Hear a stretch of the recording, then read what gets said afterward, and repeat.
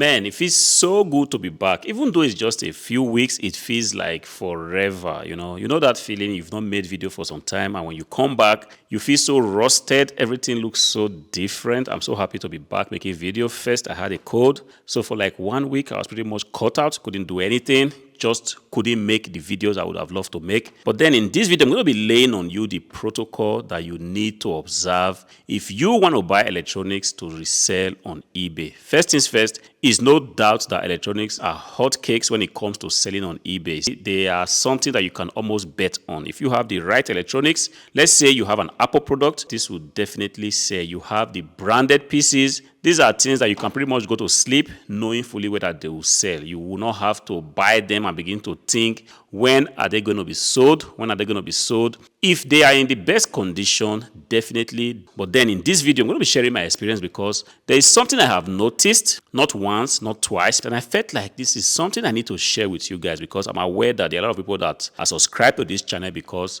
for one reason or the other, you would also love to sell electronics on eBay and you are trying to figure out things. Yes, it's good to figure out things on yourself. I also figured out a lot of stuff. So because of that, I feel like if I have a bad experience, it's also good to share it with you guys. Of course, I share a lot of wins on this channel. Whenever things sell, I kind of share it with you guys. Whenever I hit a home run, I kind of share it with you guys. It's also important for me when things go wrong to also come to share it to you because for sure I know somebody's going to learn from it and possibly take steps to ensure that they do not happen when you are out there in the field sourcing for what to buy. You see, a few weeks ago, these laptops that you see right there, they are 70 pieces of these laptops. For those of you that sell electronics, you know how it goes. Whenever you have a call, hey guy, there is some transaction waiting to go down. Come as quickly as possible. This was the kind of call I received. And I said, okay, you know what? I'm going to go there. We're going to see how the transaction is going to go. Lo and behold, I came there. It was a large stockpile of laptops. HP laptops, 8th Gen Intel Core i5, decent quality, perfect in every way, at least so I thought. So these kind of transactions, if you do not deal on it, just be sure that there are 100 people waiting to take your place if you do not deal on it. So when you get a call like that, the only thing that rings in your head is how quickly can you go there to just hand over your money to whoever is selling this kind of product. But then this was the mistake that I made. You see, I've been doing this thing for a very long time. And sometimes, even though it shouldn't be happening, you know, sometimes I just tend to lose guard.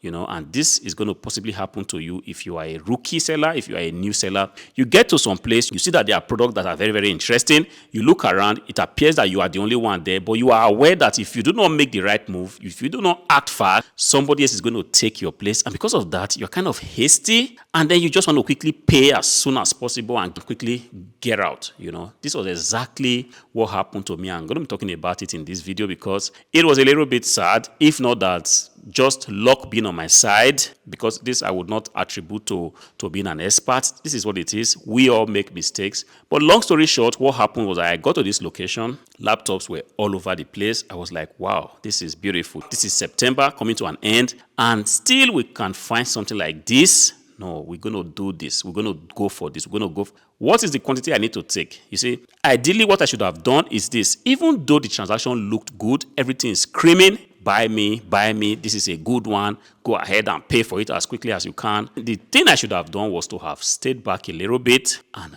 ask questions, you know. So what happened was that I just went ahead on the transaction, picked up 70 laptops because these laptops were pretty cheap. And because of that, I don't know what happened to my thinking head. Everything was suspended, didn't ask questions, just went ahead, paid for these laptops, took the laptops to the warehouse, and began to relax, thinking that I have hit a home run of 2024. 70 pieces of solid quality laptops that if you go on to Terapeak, you will see that these laptops are being sold on every given day. They are sold not one piece, not two, but like people selling 20 pieces, 30 pieces of this particular laptop every given day. So I was just kind of relaxed that, this is going to be huge. So I literally just took some, you know, this kind of feeling, you are just like cooling off. Man, this is going to be beautiful. Going to be super beautiful. This was at least what I thought until the evening, because I felt like I needed to quickly get my money back from these laptops. All right. It was kind of a hassle first, loading everything in my car and then bringing it to the warehouse and then bringing everything out of the car. But then I didn't want to relax. I said, you know what? I am going to go ahead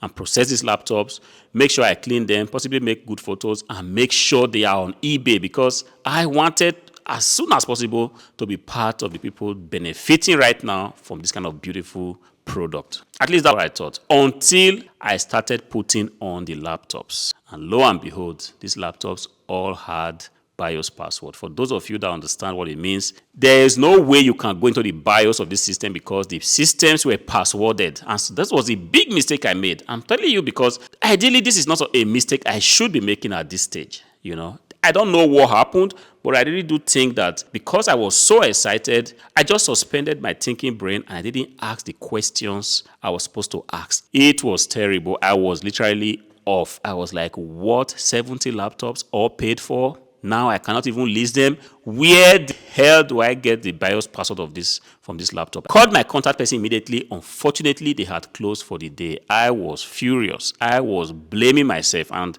I was like, no, when you were even a rookie, you didn't make this kind of mistake, you know.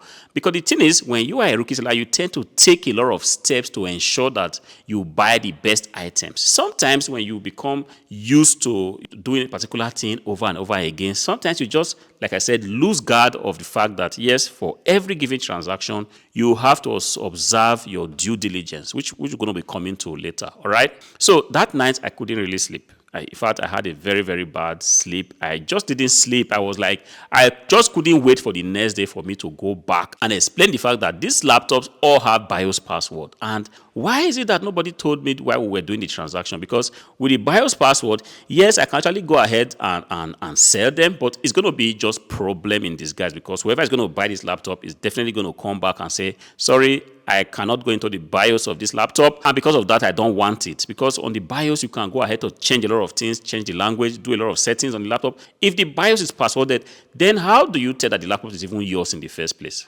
Long story short, and I will say luckily for me, the BIOS password was found. With this password, we're able to unlock these systems, you know, which was crazy. I felt like, had it been that nobody was able to find this BIOS password, what then would have been for me? Had it been we're not able to find this BIOS password, that would have been a game changer, a major game changer for me, because I wasn't willing to just lose a lot of money just like that, you know. But then what is the major takeaway here? And that brings me to the protocol that I talked about in the beginning of this video. First things first, it doesn't matter how long you have been doing a particular transaction. It doesn't matter how long you think you're already familiar with buying a particular item. Each time you go sourcing, especially sourcing an item that is very, very time sensitive, observe your due diligence. And what's the due diligence here? You arrive at the place. It doesn't matter how beautiful it is, how beautiful the price point is, or how beautiful the item is. Just leave the items on the table, kind of take some 2 steps back and look at it from a distance and ask yourself, does this item meet my optical standard? So if you have a pen, you can actually go ahead and just write down this protocol that I think will really help you. First thing, leave the item on the table like we said. Just take some 2 steps back and look at it from a distance and ask yourself, does this item meet my needs optically? Optically, I mean, are there really major signs of use that will make it not appealing to whoever is going to buy it? Are there major scratches? Sorry, guys, it's a little bit loud. I think there's a helicopter up there in the sky, and I think I'm just going to wait a little, because, I mean, it's not like it's terribly loud, but it's kind of resetting my brain, and I don't like that. All right, it's gone now. Sorry for that. So like I was saying, where was I? Yes. Ask yourself, are there major signs of use on these items that will make it not appealing to whoever is going to buy them? Are there terrible signs of use? It doesn't matter if there are signs of use. You will finally end up buying it, but it's just going to help you redefine your negotiation, because yes, eBay as a platform has a buyer for any item. The last video I talked about people even buying defective items. So don't let it bother you that they are not that they are signs of use. Just understand that if they are signs of use, it's going to help you during your negotiation. You're not going to pay a premium price for something that is filled with scratches, something that is filled with dents. This is the first question to ask. All right. If the item has passed your observation from a distance, go close to it, open it up, and begin to ask questions. Does this item have a battery? What's the condition of the battery? Does this item have a charger? What's the condition of the charger? If it's a phone, if it's a laptop, if it's a computer, a device that can have a password, make sure you ask. Doesn't matter how time sensitive the transaction is. Doesn't matter how it may appear that if you don't buy it immediately, somebody is going to take it. Yes, ask questions because it's going to save you a lot of headache. You don't want to know the stress I passed through just thinking for once that nobody's going to give me this password and I have to hold on to an item that I will not be able to sell. Mind you, it's always very difficult to return items like this, especially when you are buying it at rock bottom prices. It's always very difficult because the idea is you even get an invoice that tells you are not able to return this item and you have signed for it, and if anything was to go wrong, you are done. This thing I told you is able to take you out of business if you do not observe this protocol. If you are so excited just like me, if you are so excited not to observe this due diligence, it might take you out of business. Let's say you have taken credit to buy this kind of product and you cannot sell them. The product has to remain with you. It's not going to be a palatable experience. All right? So ask questions. Does this product have a BIOS password? But then don't even take the words of the seller as law. Go ahead to test it. If you have access to the charger, plug it on, press the buttons, press the keyboard to see if it has a BIOS password, especially if you are not able to return the item. If you do not have this understanding with the seller that, look, if the item doesn't work or if you take it home, it doesn't meet your need, you can bring it back. If the item says that, look, these items are being sold as defective items, just the way the laptops were sold, please plug it on and check to be sure that there are no BIOS password. There are no password that will make it impossible for you to get into the device. Because if you just do this, if I had asked these little questions, I would have saved myself a lot of stress. Familiarity sometimes is part of the problem that we face as resellers. You just feel like, yes, this is something that you've been doing for quite a long time, and you don't want to hurt anybody's feelings by asking some kind of questions that you feel like they are kind of childish questions. Believe me, ask questions. It's better not to buy the items than to take your hard-earned money and buy things that you cannot sell. It's so bad. When I look at my debt pile sometimes, I tell myself this is never going to happen again. Never going to happen again. All right?